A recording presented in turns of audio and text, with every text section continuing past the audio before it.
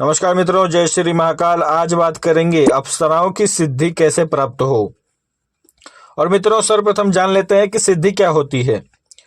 मित्रों, जब आप कोई भी या फिर किसी भी देवी देवताओं की साधना करते हैं तो उस साधना काल में जो भी मंत्र जप आप करते हैं, उस मंत्र जप के कारण एक ऊर्जात्मक शरीर का निर्माण होता है, या फिर यह कहें कि एक ऊर्जा पिंड का निर्माण होता है, जिसे केवल दिव्य दृष्टि के द्वारा आप देख सकते हैं।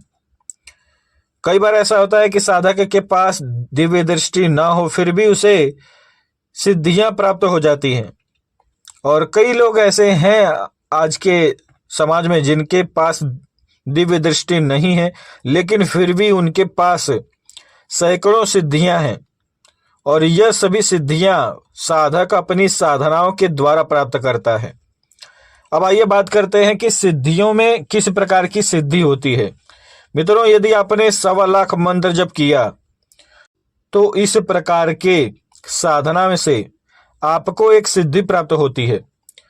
लेकिन किसी भी प्रकार की सिद्धि यदि आपने प्राप्त की तो इसमें क्या होता है कि अब आप उस सिद्धि की शक्ति कितनी बढ़ा सकते हैं, यह आपके ऊपर निर्भर करता है। जैसे आपने केवल 1.25 लाख मंत्र जप करके किसी भी प्रकार की सिद्धि प्राप्त की तो उस सिद्धि की शक्ति जो होती है वह बहुत ही कम होती है।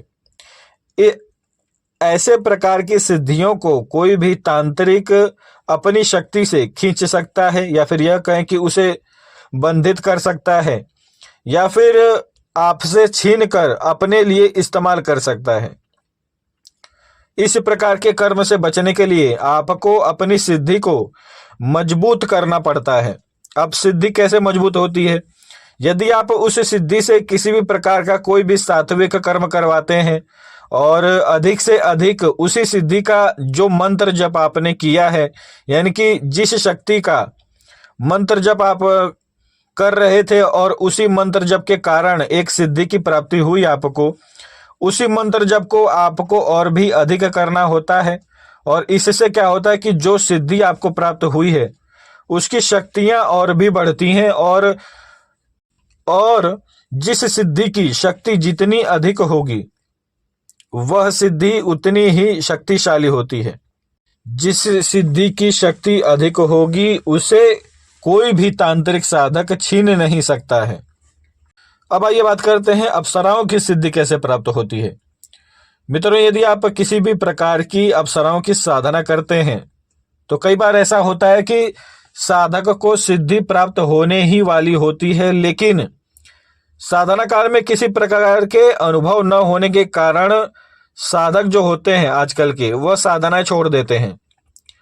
लेकिन यह बात मैं आप सभी को कहना चाहूंगा कि जब किसी भी साधक को सिद्धि प्राप्त होने वाली होती है, उससे पहले उसे कई प्रकार के मानसिक तनाव दिए जाते हैं शक्तियों के द्वारा।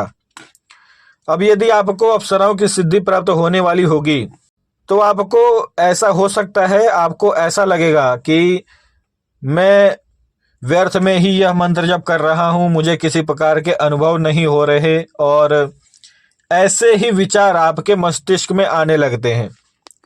तो मित्रों, किसी भी प्रकार से यदि आप साधना कर रहे हैं किसी भी शक्ति की, तो उस साधना काल में आपको पूरी मेहनत से, पूरे भक्ति भाव पूर्वक आपको वह साधना करनी है।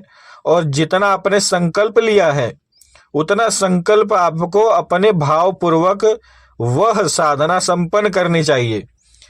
अब एक बात और होता है कि यदि आप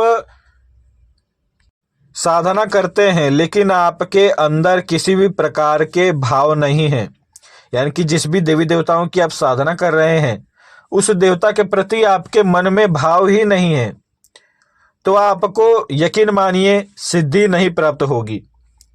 क्योंकि किसी भी देवी देवताओं के प्रति जब आपके मन में भाव होते हैं तो अति तीव्रतम सिद्धि प्राप्त होती है, यानी कि जल्दी से जल्दी आपको सिद्धि प्राप्त हो जाती है। अब कई बार ऐसा देखा गया है कि साधक 1.25 लाख मंत्र जब पूर्ण नहीं कर पाता है फिर भी उसे सिद्धि प्राप्त हो जाती है। यह इसलिए क्योंकि उसके भाव जो होते हैं वह उस देवता के प्रति अधिक होते हैं। जैसे कई औरतें हैं, वह हनुमान जी को अधिक मानती हैं या अपना भाई मानती हैं। कई औरतें हनुमान जी को अपना पिता मानती हैं और वह केवल हनुमान चालीसा का 11-11 पाठ करती हैं, फिर भी उनका कोई भी कार्य जो होता है वह सफल हो जाता है। उनके पास कोई सिद्धि नहीं है, लेकिन एक भाव है हनुमान जी के प्रति कि हनुमान जी मेरे भाई हैं, मेरे कष्टों को समाप्त करने की शक्ति केवल हनुमान जी में है। ऐसा विश्वास जिन औरतों के अंदर होता है, ऐसी औरतें अवश्य ही अपने कार्य को सिद्ध करवा लेती हैं।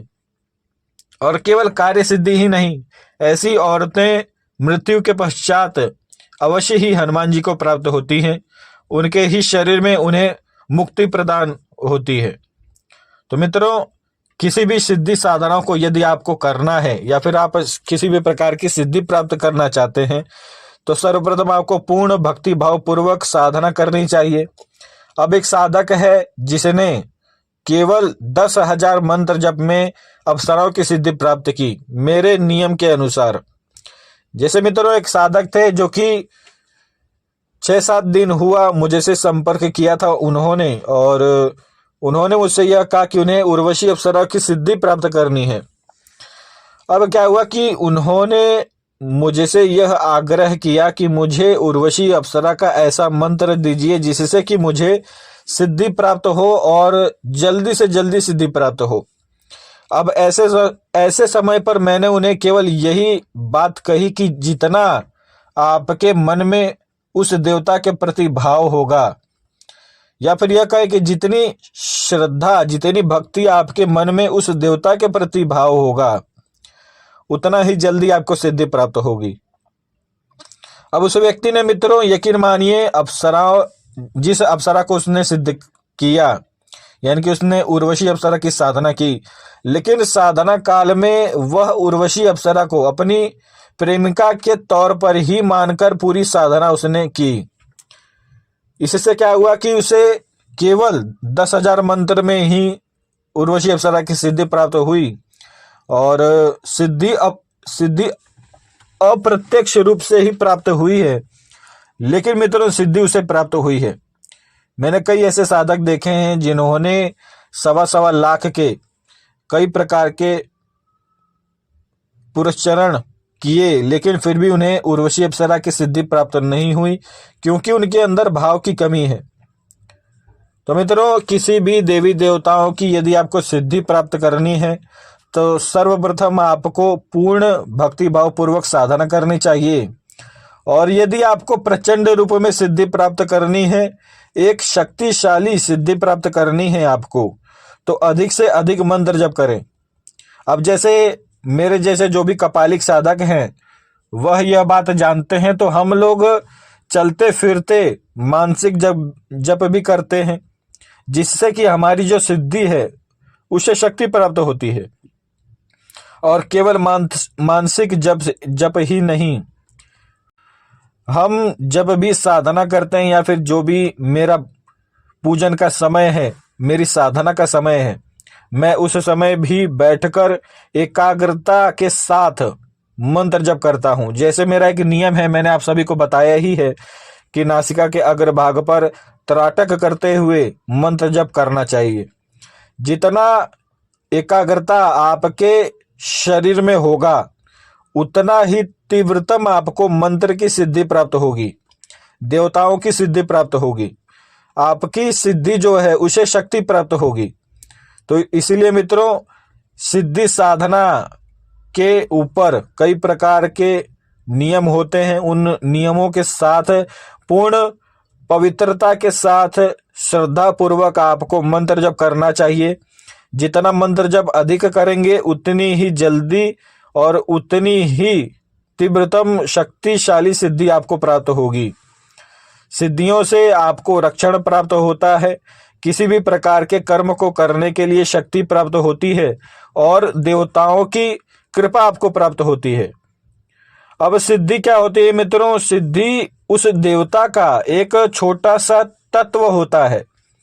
जैसे आप समझ सकते हैं, बाल का 1000वां हिस्सा जो होता है, जैसे मेरे शरीर में कोई भी छोटा सा बाल मैं तोड़ दूं और उस बाल का 1000वां हिस्सा, छोटा सा टुकड़ा मैं आपको प्रदान करूं, तो इसे एक प्रकार से आप सिद्धि कह सकते हैं उस देवता की।